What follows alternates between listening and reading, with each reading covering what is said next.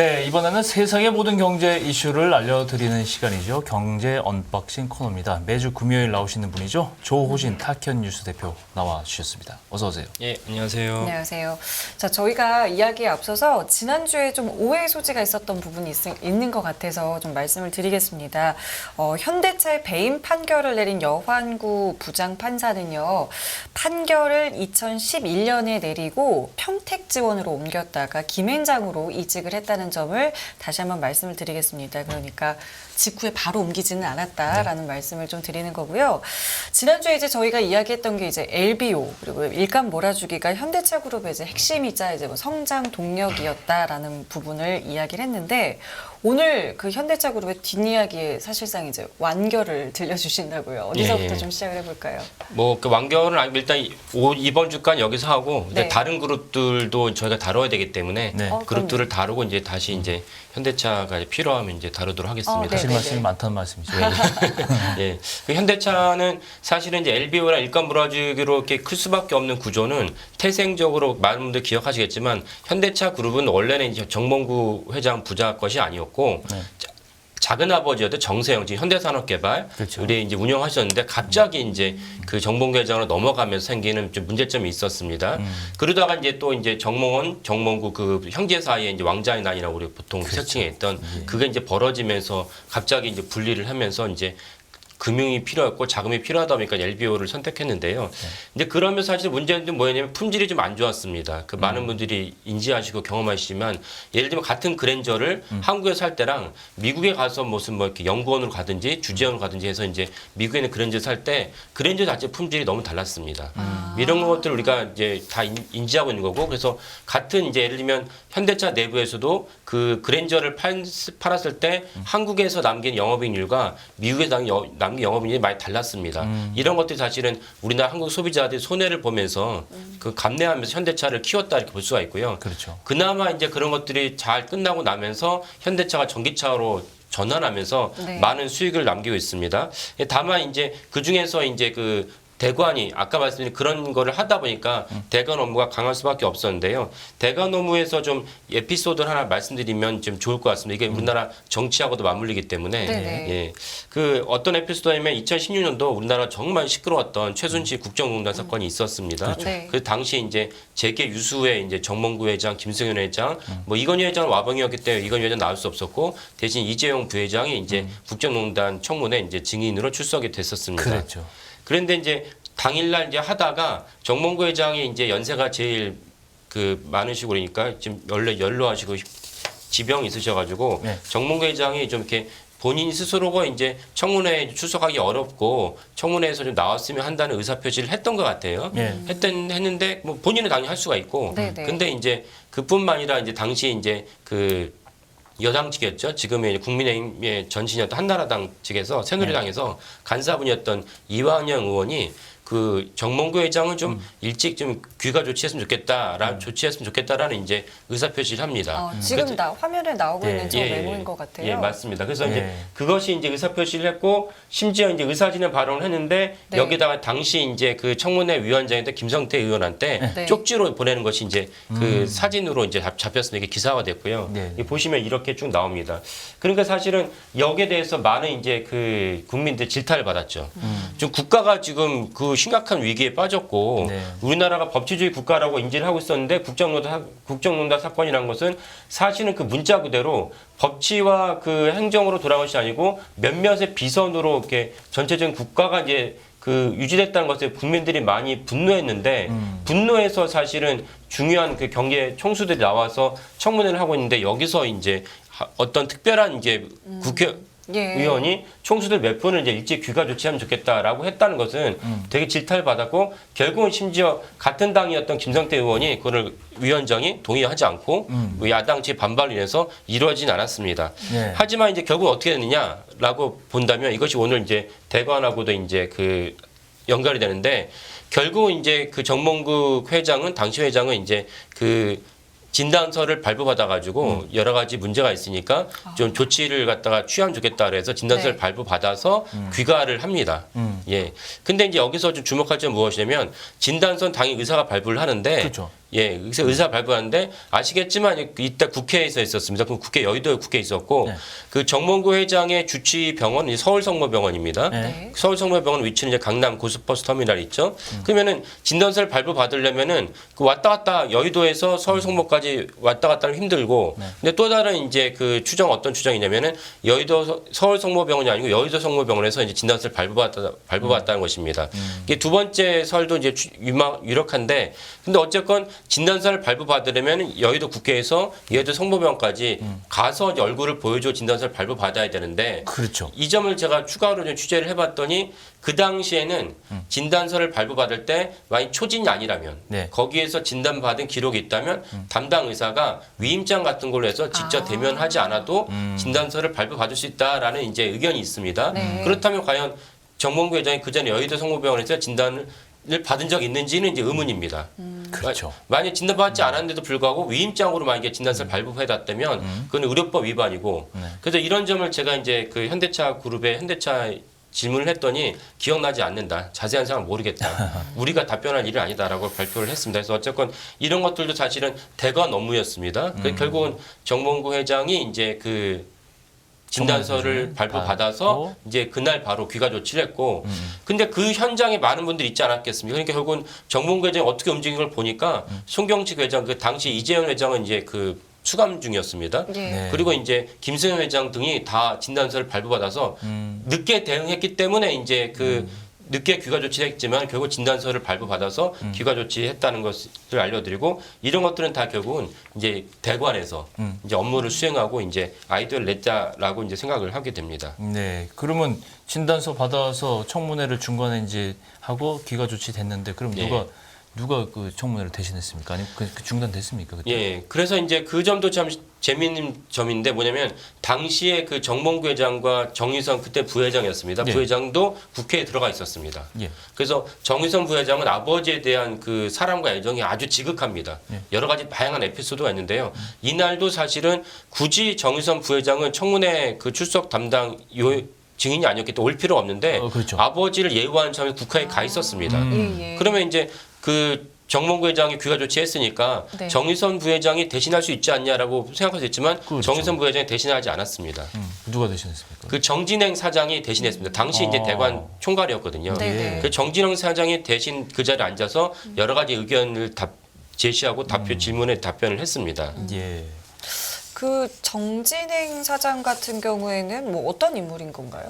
그 정진행 사장은 이제 서강대를 졸업하시고 현대차 입사하신 다음에 네. 꾸준히 이렇게 승진하셔가지고 대관 총괄로 아까 말씀드린 대로 이 시점에 이제 사장으로 계셨는데 네. 대관이라는 걸 말씀 그대로 이제 국회나 이제 행정부에다가 이제 여러 가지 이제 민원도 제기하고 그 다음에 그렇죠. 이렇게 불필요한 것들도 이제 살펴보고 이래야 되는데 네. 예. 그런 거 하려면 아무래도 인맥이 중요하지 않겠습니까? 그렇죠. 그래서 이제 정진영 사장 같은 경우는 이제 사촌인 그 당시에 이제 이명박 정부 시절에 핵심이라고 불렸던 정진석 수석이었고 예. 정무 수석이었고 그 다음에 지금 윤석열 정부 들어서도 이제 이름이 낯설지 않으실 텐데 예. 윤석열 정부 들어서도 이제 그 국민의힘 그 비상대책위원회 위원장까지 하십니다. 네. 이런 분이 계셨기 때문에 정진행 그 사장이 승승장구하면서 대관 총괄로 업무를 수행하지 않았을까라고 이제 추정을 합니다. 그렇군요. 이분은 근데 이제 말하자면 쉽게 얘기하면 정몽구 회장의 이제 가신 뭐 예, 최측근이고. 최측근이고. 예, 예.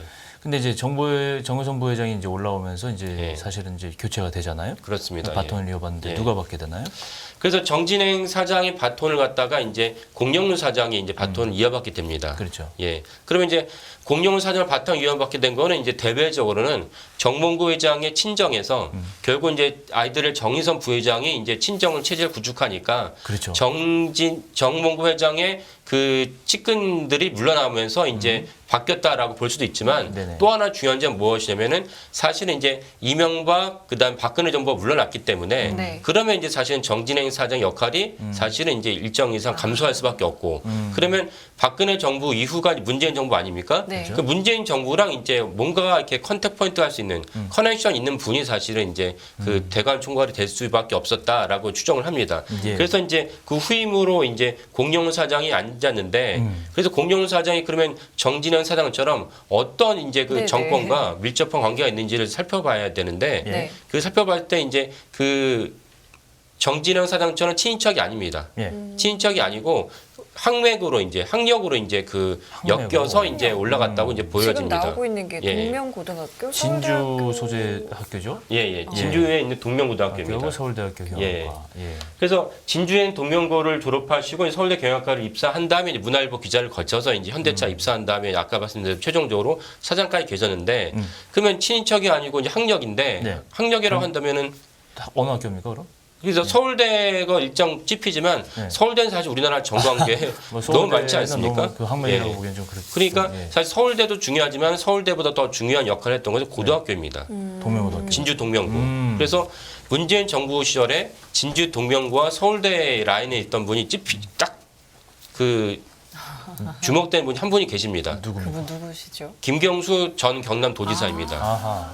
그러니까 김경수 경남도지사도 역시 진주 동명고와 서울대 인류학과를 졸업을 합니다. 그렇죠. 그러니까 당연히 이제 공사장님과 이제 서울대에서도 그 뭐 아시겠지만 각 학교마다 고등학교별로 모입니다. 네. 뭐 특히 이제 서울뿐만 아니라 이제 지방에서 올라오신 분들은 그렇죠. 서울에 적응하기 힘들고 이런 차원에서 모이고 동문회가 강하지 않습니까? 이제 네네. 그런 관계를 일찌감치 알았을 것이라 추정을 하고 예. 그리고 이제 아까 말씀드린 대로 공사장 입장에서나 또 이제 정의선 회장 입장에서나 대관을 한다 그러면은 이 정권과 뭔가 이렇게 얘기할 수 있는 분이 필요한데 그렇죠. 그런 점에서는 당연히 공사장이 적합하다라고 여길 수가 있습니다. 그렇군요. 근데 이제 김 지사가 드루킹 사건으로 이제 구속이 되면서 예. 이게 좀 달라지지 않을까 싶은데 그 예, 이후에는 맞습니다. 어떻게 됩니까? 예. 그래서 김 지사가 좀 더 이렇게 배경을 설명드리면은 김 지사가 이제 그 국회를 서울에 국회 한 적이 없으시고 네. 그 다음에 사실은 경남이라는 건 이제 저쪽에 창원에 떨어져 있기 때문에 네. 이 서울의 청와대 문재인 정부랑 맥락이 있을 수 있냐라고 이제 볼 수가 있는데 여의도에서는 이런 얘기가 돌았습니다. 뭐냐면 문재인 정부에서 그 실세는 1순위는 문재인 대통령이 아니고 1순위는 김 지사, 김경수 지사, 김경수 지사다. 2순위가 조국 법무부 장관, 예. 3순위가 이제 문재인 대통령이라는 것입니다. 그래서 이제 그런 맥락을 이렇게 얘기를 저도 듣고 여의도에 계신 분이랑 얘기하면서 아니 어떤 맥락으로 그 순위가 뭐냐 이게 제가 보기에는 좀 납득이 안 된다 그랬더니 민주당의 서열 순위는 운동권 경력 이력이라는 것입니다. 아, 그러니까 문재인 대통령도 경희대 재학 시절에 운동권 그 독재 항쟁 투쟁이 있었지만은 네. 그것과는 이제 비교할 수 없는 순수라는 거죠. 그러니까 1순위가 김경수 지사, 2순위가 조국 법무부 장관인데 김경수 지사는 서울대 재학 시절에 북한 바로 알기란 책을 만들어서 배포를 하다가 국가보안법 위반으로 혐의로 이제 감옥살이를 합니다.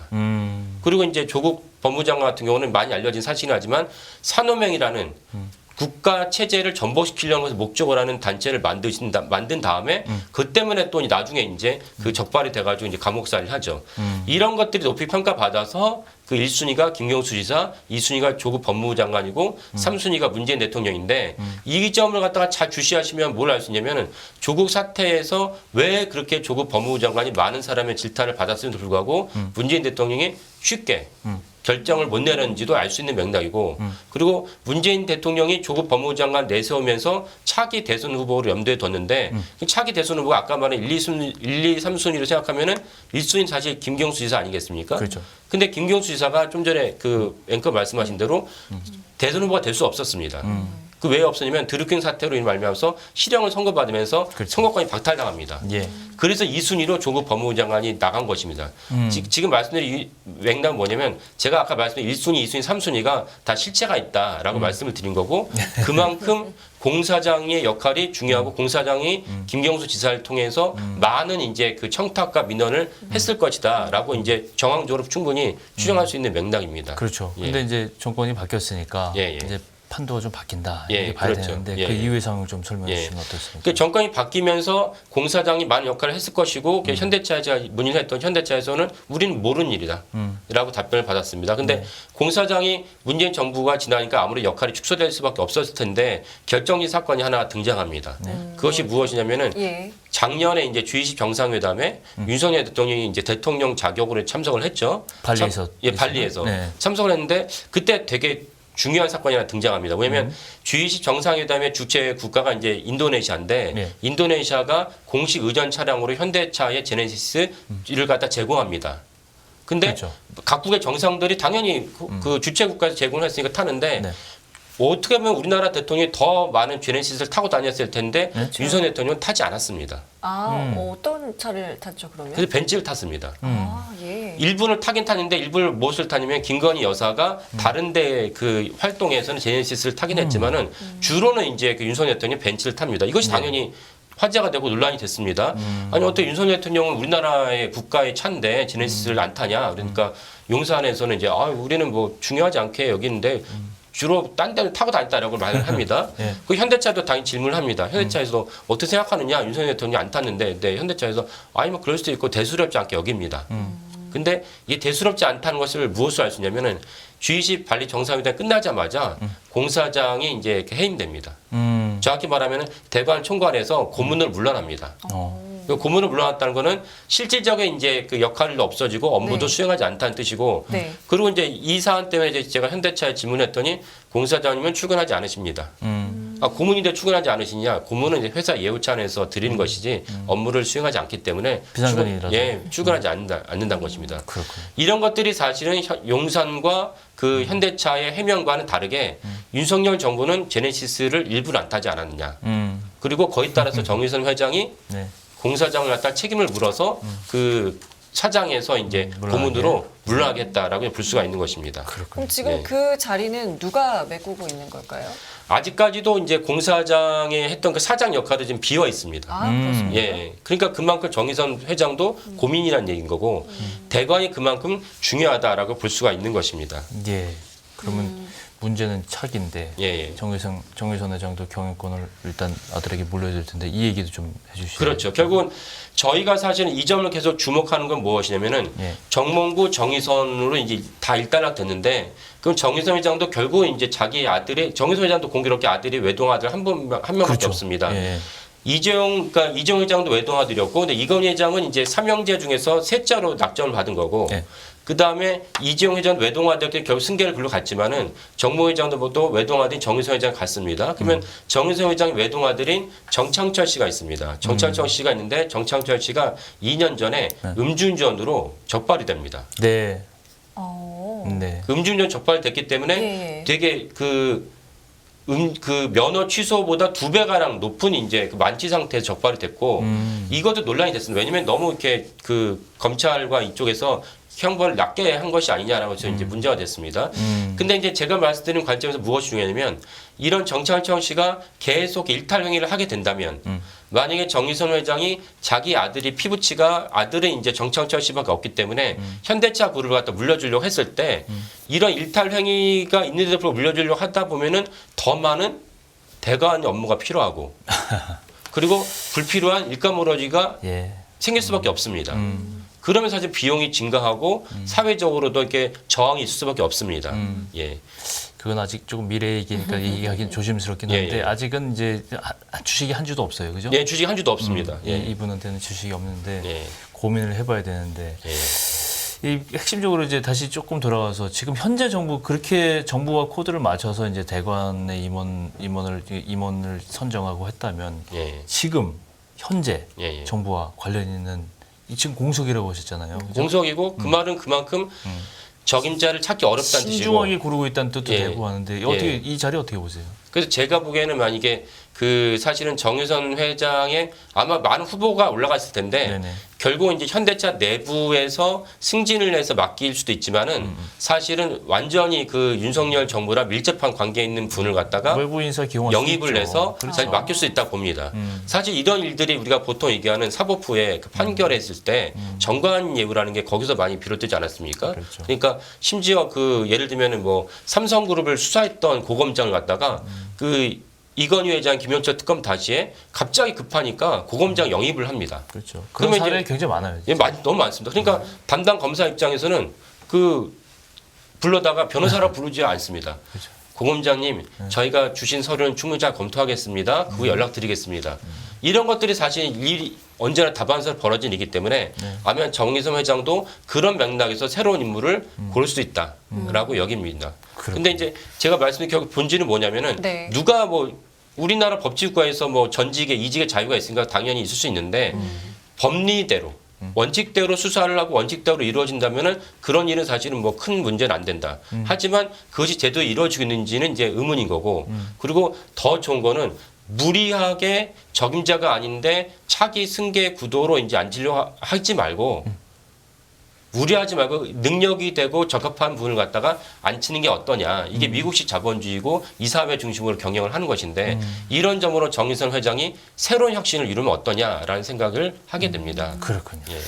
예, 알겠습니다. 오늘 현대차와 관련된 이야기를 저희가 좀 나눠봤는데 그 앞서서 이제 문재인 정권에서의 어떤 서열, 그리고 예. 여의도에서 좀 예. 떠도는 이야기, 이 부분은 좀 확인된 사실이라기보다는 이제 그런 이야기도 있었다라는 네. 수준에서 저희가 좀 네. 정리를 하도록 예. 하겠습니다. 저희가 다음 주에 인사드릴게요. 오늘 말씀 고맙습니다. 예, 예, 감사합니다. 수고하셨습니다. 네. 예, 깊이가 다른 경제 뉴스 연합뉴스 경제TV 경제 언박싱 오늘 여기서 마무리하겠습니다. 네, 시청해주신 여러분 감사드리고요. 저희는 다음 주에 다시 찾아뵙겠습니다. 네, 지금까지 김경훈. 성유미였습니다. 고맙습니다. 끝없는 위기 속 기회는 언제나 숨어 있습니다. 성공한 투자 고수들과 나눈 투자의 철학. 다가올 기회를 잡아내는 부의 만찬으로 여러분을 초대합니다. 푸짐하게 한 상 차려놓았습니다.